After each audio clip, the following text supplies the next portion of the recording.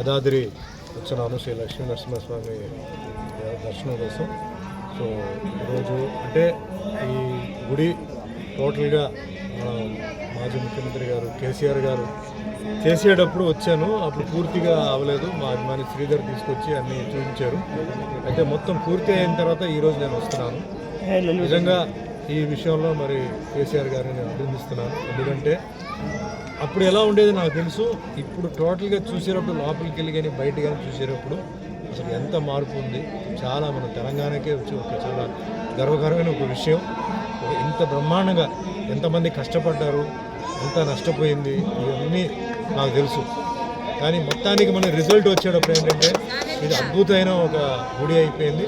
ఇది ఒకటే మన తెలంగాణ వాళ్ళకే కాదు, ఇది రేపు ఏంటంటే నార్త్ ఇండియా నుంచి కూడా వస్తున్నారు, మన సౌత్ ఇండియా నుంచి కూడా అందరికీ లక్ష్మీ నరసింహస్వామి అంటే వెంటనే వాళ్ళు యాదాద్రి గురించే చెప్తున్నారు.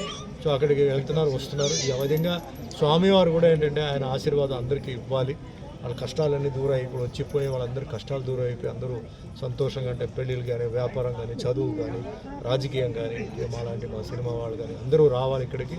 ఇది అంటే అద్భుతం చెప్పడం కాదు, ఇంకా చెప్పాలి. ఎందుకంటే ఒకప్పుడు ఎలా ఉంది నాకు తెలుసు, ఈరోజు వచ్చేటప్పటికి బయట ఈ నడిచే చోట లోపల గుడి లోపల అసలు లోపల ఎంటర్ అవ్వగానే ఒక భక్తి వస్తుంది. మనం అన్నీ మర్చిపోతున్నాం. బయట ఏంటంటే ఏదో ఆలోచనలు ఉన్నాయి, కానీ లోపలికి వచ్చిన తర్వాత మనం అన్నీ మర్చిపోతున్నాం. సో ఇంత అద్భుతంగా కేసీఆర్ గారు ప్రత్యేక నిజంగా ఆయనకి ధన్యవాదాలు చెప్పాలి. అదే మాదిరిగా ఆ ఆఫీషియల్స్, అంటే నేను ఒకరి పేరు చెప్పను, ఎవరైతే ఈరోజు అందరూ ఉన్నారో, ఎందుకంటే అందరు కలిసి ఉంటేనే అది అవుతుంది. సో అందరికీ నేను నమస్కారం పెట్టి, ముఖ్యంగా వస్తున్న అంటే మన పుణ్యక్షేత్రం వస్తున్న యాత్రికులు ఒకటే అండి, ఇది శుభ్రంగా మెయింటైన్ చేస్తున్నారు, మనం కూడా శుభ్రంగా మెయింటైన్ చేయాలి. అంటే తినేసి ఏదైనా అక్కడ పడేసి ఇక్కడ పడేసి గలీజ్ చేయకుండా మనం ఏంటంటే దాన్ని కాపాడాలి. అంత కష్టపడి మనకి ఇచ్చారు కాబట్టి దాన్ని జాగ్రత్తగా కాపాడి ఆ లక్ష్మీనరసింహస్వామి ఆశీర్వాదం అందరికీ అది అందాలి.